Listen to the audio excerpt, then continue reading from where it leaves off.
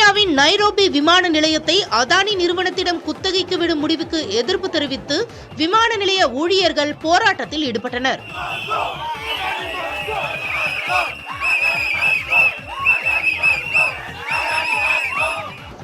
Jomo சர்வதேச விமான நிலையத்தை 30 ஆண்டுகளுக்கு நிர்வகிக்கும் ஒப்பந்தத்தை அதானி குழுமத்திற்கு சுமார் 1500 கோடிக்கு தர கென்யா அரசு முடிவு செய்துள்ளது.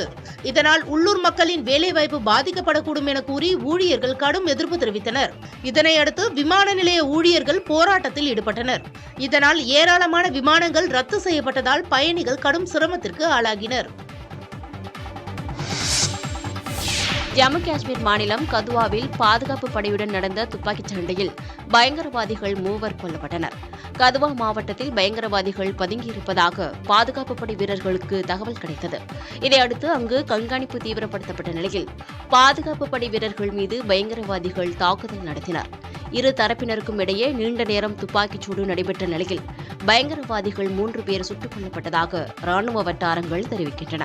முன்னதாக அக்னூர் செக்டார் பகுதியில் பாகிஸ்தான் ராணுவம் இந்திய நிலைகளை குறிவைத்து தாக்குதல் நடத்திய நிலையில் ராணுவ வீரர் படுகாயமடைந்தார். ஜம்மு காஷ்மீர் மாநிலத்தில் வரும் 18ஆம் தேதி சட்டமன்ற தேர்தலுக்கான முதல் கட்ட வாக்குப்பதிவு நடைபெற உள்ளது குறிப்பிடத்தக்கது. பயங்கரவாதிகளுக்கு நிதி உதவி செய்த வழக்கில் டெல்லி திகார் சிறையில் அடைக்கப்பட்ட நாடாளுமன்ற உறுப்பினர் ஷேக் அப்துல் ரஷீத் இடைக்கால ஜாமீனில் விடுவிக்கப்பட்டார். ரஷீத் என்ஜினியர் என்று அறியப்படும் ஷேக் அப்துல் ரஷீத் ஜம்மு காஷ்மீர் சட்டமன்ற தேர்தலில் தனது கட்சிக்காக வாக்கு சேகரிக்க டெல்லி நீதிமன்றத்தில் ஜாமீன் மனு தாக்கல் செய்தார். அதன்படி அவருக்கு நீதிமன்றம் இடைக்கால ஜாமீன் வழங்கியது. வழக்கு குறித்து ஊடகத்தில் பேசக்கூடாது என்று நீதிமன்றம் அவருக்கு நிபந்தனை விதித்தது. இதனையடுத்து திகார் சிறையிலிருந்து ரஷீத் விடுவிக்கப்பட்டார். சிறைக்கு வெளியே செய்தியாளர்களிடம் பேசிய ரஷீத், மக்களுக்காக தனது போராட்டம் தொடரும் என்றார். மக்களை பிளவுபடுத்தாமல் ஒன்றிணைப்பதற்காக தாம் திரும்பி வந்திருப்பதாகவும் ரஷீத் தெரிவித்தார். கடந்த 2019ஆம் ஆண்டு பயங்கரவாதிகளுக்கு நிதியுதவி செய்ததாக அவாமி இத்தேஹாக் கட்சியின் ஷேக் அப்துல் ரஷீத் தேசிய புலனாய்வு முகமையால் கைது செய்யப்பட்டார். டெல்லி திகார் சிறையில் அடைக்கப்பட்ட ரஷீத் சிறையில் இருந்தபடியே கடந்த நாடாளுமன்ற தேர்தலில் பாரமுல்லா தொகுதியில் போட்டியிட்டு முன்னாள் முதல்வர் உமர் அப்துல்லாவை தோற்கடித்து வெற்றி பெற்றார். சாதி மதங்களை அரசியல் ஆதாயத்திற்கு பாமகவும் பாஜகவும் பயன்படுத்துவதால் மது ஒழிப்பு மாநாட்டிற்கு அக்கட்சிகளை அழைக்கவில்லை என்று விசிக தலைவர் திருமாவளவன் தெரிவித்திருக்கிறார். விழுப்புரத்தில் செய்தியாளர்களை சந்தித்த அவர், மது ஒழிப்பு மாநாட்டிற்கு பாமக பாஜக ஆகிய கட்சிகளை ஏன் அழைக்கவில்லை என்று எழுப்பப்பட்ட கேள்விக்கு இவ்வாறு பதிலளித்தார். இந்த மாநாட்டை நடத்துவதற்கும் 2026 நடைபெறவிருக்கிற சட்டமன்ற தேர்தலுக்கும் முடிச்சு போட தேவையில்லை. அது வேறு, இது வேறு. பாமகவும் பாஜகவும் நாங்கள் வேண்டாம்னு சொல்றது காரணம், அடிப்படையிலே அவங்க ரொம்ப ஃபண்டமெண்டலிஸ்ட். அவங்களுக்கு எந்த சூழலிலும் சாதியமும் மதத்தையும் விட முடியாது. அவங்க எல்லாத்திலையும் சாதிய மதத்தையும் அரசியல் ஆதாயத்துக்கு பயன்படுத்தக்கூடியதுங்கிறத அப்பப்போ ப்ரூவ் பண்ணிட்டாங்க. அதில் அவங்க ஒரு டெமோக்ராட்டிக்கா இல்லை. அதனால நாங்கள் ஒரு நிலையான முடிவா எடுத்துட்டோம். எந்த காலத்திலும் பாட்டாளி மக்கள் கட்சியோடும் பாரதிய ஜனதாவோடும் எங்களால் இணைந்து செயல்பட முடியாது. விசிகவின் மது ஒழிப்பு மாநாட்டில் சாதி மத கட்சிகளை அழைக்கப் போவதில்லை என அந்த கட்சியின் தலைவர் திருமாவளவன் கூறியதற்கு அவரே ஒரு சாதிய சக்திதான் என்று மத்திய அமைச்சர் எல் முருகன் காட்டமாக விமர்சித்துள்ளார். கோவையில் செய்தியாளர்களை சந்தித்த அவர், திருமாவளவன் ஒட்டுமொத்த பட்டியலின மக்களுக்கான தலைவர் கிடையாது என்றும் அவர் கூறினார். நான் பார்க்கறது திமுக மிரட்டுறதுக்காக திருமாவளவன் இப்படி எல்லாம் பேசுறாருன்றதான் எனக்கு தோணுது. ஏதாவது ஒரு நிமிஷம் ஏதாவது அவரோட திமுகவில் அவர் ஏதாவது டிமாண்ட் வச்சுருக்கலாம், அல்லது அந்த டிமாண்டு அவரை ஏற்றுக்கொள்ளாமல் இருந்திருக்கலாம். இது திமுகவை மிரட்டுவதற்காக, கூட்டணியில் இருக்கிற ஒரு கட்சியை மிரட்டுவதற்கான ஒரு தோணியாக, யுக்தியாகத்தான் நான் பார்க்குறேன். அவரே ஒரு ஜாதி சக்தி தானேன்னா நான் பலமுறை சொல்லியிருக்கேன். அவர் திருமாவளவன் தமிழ் மக்களுக்கான தலைவர் கிடையாது. அவர் ஒட்டுமொத்த பட்டியலின மக்களுக்கான தலைவரும் கிடையாது. அவர் ஒரு சமுதாயத்தினுடைய தலைவர், அவ்வளோதான்.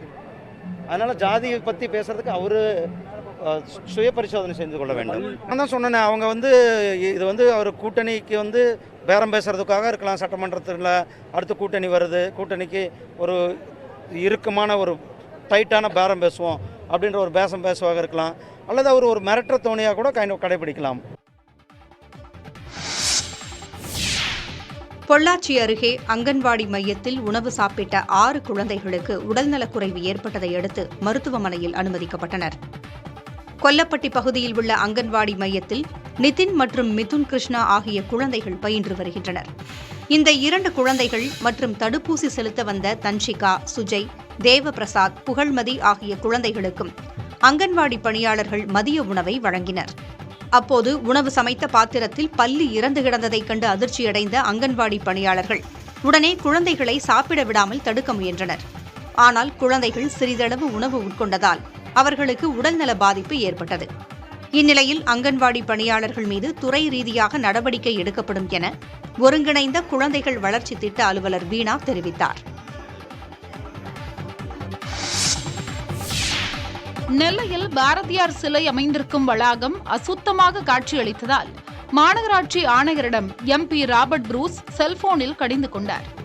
பாரதியார் நினைவு நாளையொட்டி நெல்லையில் தாம் படித்த பள்ளியில் அமைக்கப்பட்டிருக்கும் சிலைக்கு மாலை அணிவிக்க கட்சி நிர்வாகிகளுடன் ராபர்ட் புரூஸ் சென்றுள்ளார். அப்போது சிலை வளாகம் குப்பைகளுடனும் சுற்றுச்சுவர் சேதமடைந்தும் காட்சியளித்ததைக் கண்டு அதிருப்தி அடைந்த அவர் மாநகராட்சி ஆணையரை செல்போனில் தொடர்பு கொண்டு கேள்வி எழுப்பினார். இன்னைக்கு ஒரு நாளாவது அந்த புள்ளையெல்லாம் மாற்றி கட்டெல்லாம் கிடக்கு, ஒரு சுண்ணாம்பெல்லாம் போட்டு விட்டுருவாங்களா?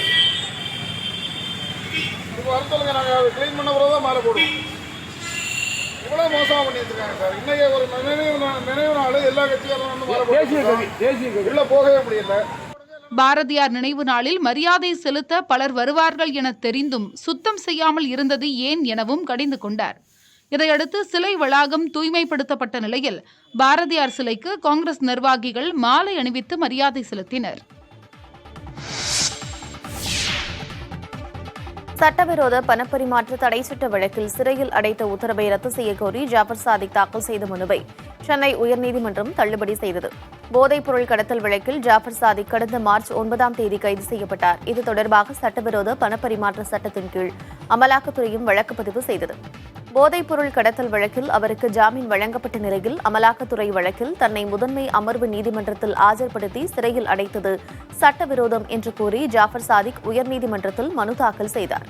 இந்த வழக்கு விசாரணையின் போது ஆஜரான அமலாக்கத்துறை தரப்பு வழக்கறிஞர் ஜாபர் சாதிக்கிற்கு ஜாமீன் வழங்கப்பட்ட பிறகும் வெளியே விடாமல் சிறையில் வைத்ததற்கு வேண்டுமானால் திகார் சிறை நிர்வாகம் மீது வழக்கு தொடர்ந்து நிவாரணம் கோரலாம் என்று தெரிவித்தார்.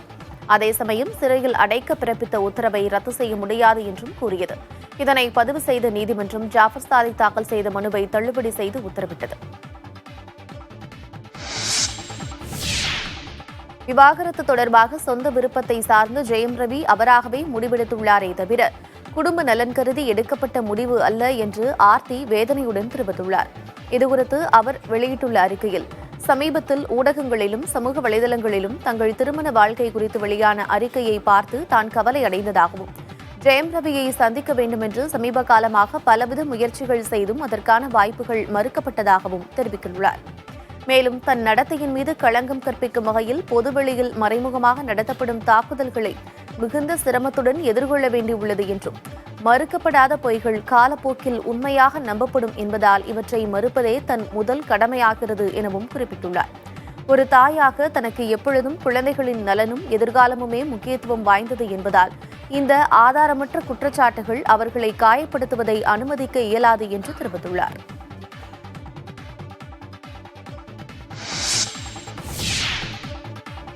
"96 திரைப்படத்தின் 2ஆம் பாகத்தை எடுக்க திட்டமிட்டிருப்பதாக நேர்காணல் ஒன்றில் இயக்குநர் பிரேம்குமார் தெரிவித்துள்ளார். மேலும் பேசிய அவர், 96 படத்தின் 2ஆம் பாகத்தின் கதையை எழுதிவிட்டதாகவும், தாம் எழுதிய கதையில் மிகவும் நெருக்கமானது இதுதான் என்றும் குறிப்பிட்டார். விஜய் சேதுபதி, த்ரிஷா நடிப்பில் வெளியான 96 திரைப்படம் மிகப்பெரிய வரவேற்பை பெற்றது. இந்த படத்திற்கு பிறகு இயக்குநர் பிரேம்குமார், கார்த்தி, அரவிந்த் சாமி ஆகியோர் நடிப்பில் மெய்யழகன் என்ற படத்தை இயக்கியுள்ளார். சமீபத்தில் படத்தின் டீசர் வெளியான நிலையில் இந்த திரைப்படம் செப்டம்பர் 27ஆம் தேதி வெளியாகிறது. பிளடி பேக்கர் திரைப்படத்தில் இருந்து நான் யார் என்ற பாடல் வரும் 13ஆம் தேதி மாலை 6 மணிக்கு வெளியாகிறது. படத்தில் நடிக்கும் நடிகர்களை இந்த பாடலின் மூலம் படக்குழு அறிமுகம் செய்ய உள்ளது.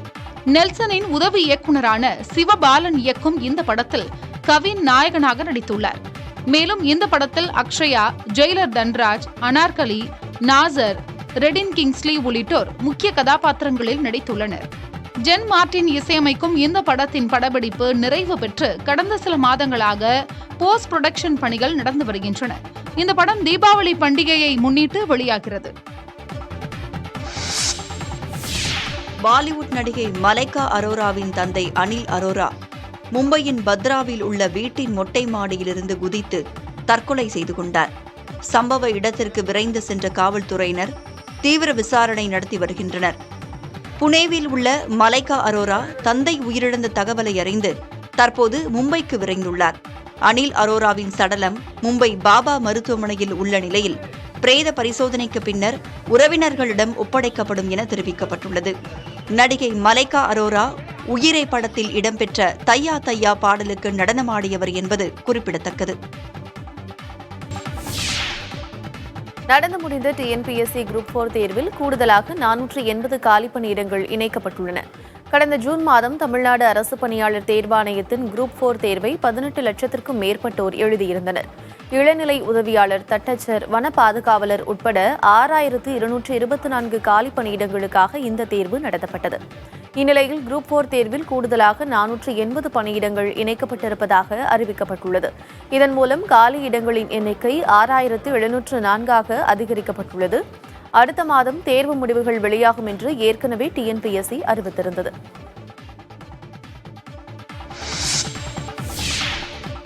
பெட்ரோல், டீசலை ஜிஎஸ்டி வரம்புக்குள் கொண்டுவர உத்தரவிடக் கோரிய வழக்கில் மத்திய அரசு பதிலளிக்க வேண்டும் என்று சென்னை உயர்நீதிமன்றம் உத்தரவிட்டிருக்கிறது. சென்னையைச் சேர்ந்த வழக்கறிஞர் கனகராஜ் உயர்நீதிமன்றத்தில் தாக்கல் செய்த மனுவில் பெட்ரோல், டீசலை ஜிஎஸ்டி வரம்புக்குள் கொண்டுவர உத்தரவிட வேண்டும் என்று கோரியிருந்தார். பெட்ரோல் மற்றும் டீசலை நாடு முழுவதும் ஒரே விலையில் விற்பனை செய்ய வேண்டும் என்றும் வலியுறுத்தியிருந்தார்.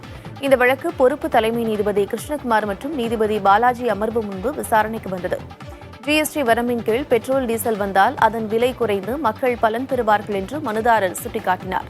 அப்போது மத்திய அரசு சார்பில் ஆஜரான வழக்கறிஞர் இதே கோரிக்கை கொண்ட மனுவை கேரள உயர்நீதிமன்றம் பரிந்துரை செய்ய உத்தரவிட்டிருந்ததாகவும் அதில் அரசின் முடிவு என்ன என்பதை கேட்டுக் கூற அவகாசம் தேவை எனவும் தெரிவித்தார். இதனை ஏற்ற நீதிபதிகள் 4 வாரங்களில் மத்திய அரசு பதிலளிக்க வேண்டும் என்று உத்தரவிட்டு வழக்கை ஒத்திவைத்தனர்.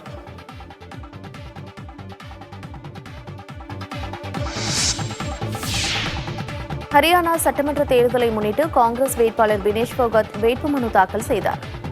காங்கிரஸ் எம்பி தீபிந்தர் சிங் ஹூடா முன்னிலையில் வினேஷ் போகத் தனது மனுவை தாக்கல் செய்தார். பின்னர் செய்தியாளர்களிடம் பேசிய அவர் அரசியலுக்கு தாம் வந்ததை அதிர்ஷ்டமாக கருதுவதாக தெரிவித்தார். ஒவ்வொரு பிரிவினரின் நலனுக்காக தாங்கள் கடுமையாக உழைத்து வருவதாகவும் ஜூலானா தொகுதி மக்கள் தன் மீது செலுத்தும் அன்புக்கு நன்றி கடன்பட்டிருப்பதாகவும் குறிப்பிட்டார். பாரிஸ் ஒலிம்பிக்கில் மல்யுத்தம் இறுதிப் போட்டிக்கு தேர்வான வினேஷ் போகத் உடல் எடை சர்ச்சையில் தகுதி நீக்கம் செய்யப்பட்டார். இதனால் அதிருப்தி அடைந்த அவர் மல்யுத்த போட்டிகளிலிருந்து விலகுவதாக அறிவித்தார். அண்மையில் வினேஷ் போகத் காங்கிரஸில் இணைந்த நிலையில் ஹரியானா மாநிலம் ஜூலானா தொகுதியில் போட்டியிட அவருக்கு வாய்ப்பு அளிக்கப்பட்டுள்ளது. பாலியல் வன்கொடுமை வழக்கில் சிக்கிய பிரபல மலையாள இயக்குநர் வி.கே. பிரகாஷுக்கு நீதிமன்றம் முன்ஜாமீன் வழங்கியது. மலையாள திரையுலகில் பணிபுரியும் பெண்கள் பலரும் அடுக்கடுக்கான குற்றச்சாட்டுகளை முன்வைத்ததால் மலையாள நடிகர்கள் சங்க தலைவர் பொறுப்பிலிருந்து மோகன்லால் உட்பட பலரும் விலகினர். மேலும் பிரபல மலையாள இயக்குநரான வி.கே. பிரகாஷ் தன்னை பாலியல் வன்கொடுமை செய்ய முயற்சித்ததாக பெண் திரைக்கதையாசிரியர் புகார் அளித்திருந்தார்.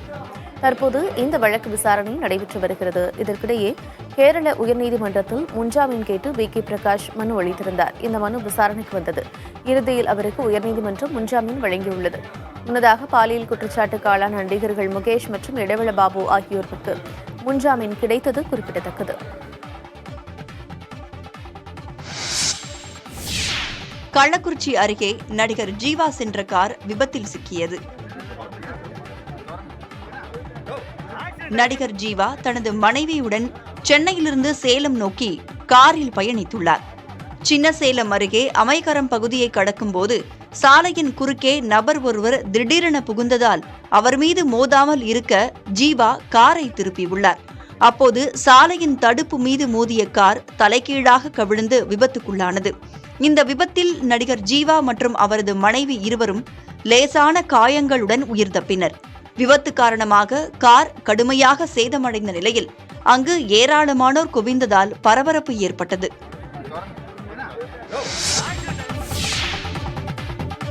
மதுரை கொட்டாம்பட்டி பகுதியில் போதிய மழை இல்லாததால் அறுவடைக்கு தயாராகி வரும் கடலை செடிகள் கருகியதாக விவசாயிகள் வேதனை தெரிவிக்கின்றனர்.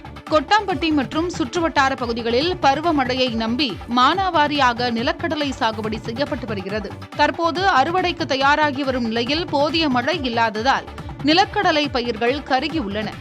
இனி மழை பெய்தால் மட்டுமே பயிரை காப்பாற்ற முடியும் என விவசாயிகள் தெரிவிக்கின்றனர்.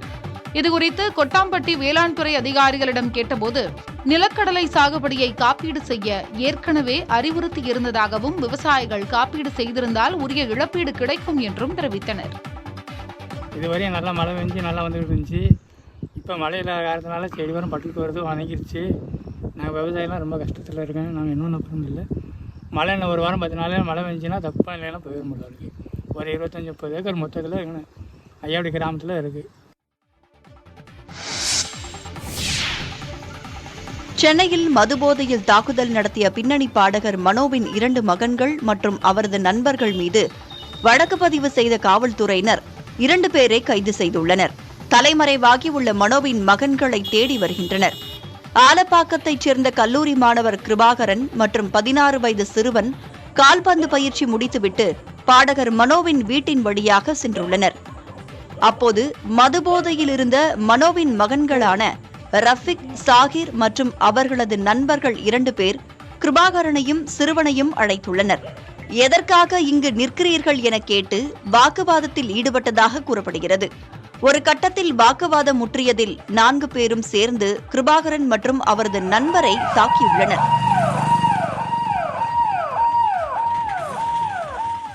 இதில் காயமடைந்த இருவரும் கீழ்ப்பாக்கம் அரசு மருத்துவமனையில் சிகிச்சைக்காக அனுமதிக்கப்பட்டுள்ளனர்.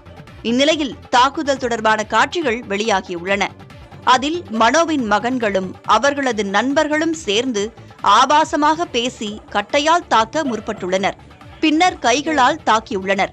இந்த காட்சிகளின் அடிப்படையில் கொலை மிரட்டல், தாக்குதல் நடத்துதல், ஆபாசமாக பேசுதல் உள்ளிட்ட 4 பிரிவுகளின் கீழ் காவல்துறையினர் வழக்கு பதிவு செய்துள்ளனர். இதையடுத்து ரஃபிக்கின் நண்பர்களான விக்னேஷ் மற்றும் தர்மாவை கைது செய்துள்ளனர். தலைமறைவாகியுள்ள மனோவின் 2 மகன்களையும் தேடி வருகின்றனர். இயக்குனர் ராஜு முருகன் தயாரித்துள்ள பராரி படத்தின் முதல் பாடலான சாம்பாவா பாடல் வியாழக்கிழமை மாலை 4 மணிக்கு வெளியாகிறது. ராஜு முருகனிடம் உதவி இயக்குநராக இருந்த எழில் பெரியவேடி பராரி படத்தின் மூலம் இயக்குநராக அறிமுகமாகிறார். பிழைப்பதற்காக தங்களது சொந்த ஊரில் இருந்து இடம்பெயரும் மக்களின் கதையை அடிப்படையாக கொண்டு உருவாக்கப்பட்டுள்ள இந்த படத்திற்கு ஷான் ரோல்டன் இசையமைத்திருக்கிறார். இப்படத்தில் தோழர் வெங்கடேசன் படத்தில் நடித்து கவனம் ஈர்த்த ஹரிசங்கர் கதாநாயகனாக நடித்துள்ளார். சமீபத்தில் இந்த திரைப்படத்தின் டீசர் வெளியாகி வரவேற்பை பெற்றது. சென்னை குரோம்பேட்டையில் அரசு பேருந்து ஓட்டுநர் நடத்துனர் மீது தாக்குதல் நடத்திய விவகாரத்தில் சட்டக்கல்லூரி மாணவி உட்பட 4 நபர்கள் கைது செய்யப்பட்டனர். குரோம்பேட்டையில் மாநகர பேருந்தும் காரும் உரசிக் கொண்டன. இதில் ஆத்திரமடைந்த காரில் வந்தவர்கள் பேருந்து ஓட்டுநர் மற்றும் நடத்துனரை தாக்கியதாக கூறப்படுகிறது. இதனையடுத்து பேருந்தை சாலையோரம் நிறுத்திவிட்டு இருவரும் சாலை மறியலில் ஈடுபட்டனர். அவருக்கு ஆதரவாக சக ஊழியர்களும் மறியலில் ஈடுபட்டனர். இதனால் போக்குவரத்து நெரிசல் ஏற்பட்டது. தகவல் அறிந்து சென்ற காவல்துறையினர் பேருந்து ஓட்டுநர்களிடம் பேச்சுவார்த்தையில் ஈடுபட்டனர். இந்த விவகாரத்தில் அரசு ஊழியரை பணி செய்ய விடாமல் தடுப்பது, மிரட்டல், தாக்குதல் உள்ளிட்ட 5 பிரிவுகளின் கீழ் வழக்கு பதிவு செய்யப்பட்டது. அதன்படி சட்டக்கல்லூரி மாணவி பிரதீபா ஷாலினி, அவரது கணவர் ரஞ்சித் உட்பட 4 நபர்கள் கைது செய்யப்பட்டனர். இதனிடையே தங்களது தங்கச்சங்கிலி, செல்போன் ஆகியவை காணாமல் போனதாகவும் ஓட்டுநர் மற்றும் நடத்துனர் புகாரில் தெரிவித்துள்ளனர்.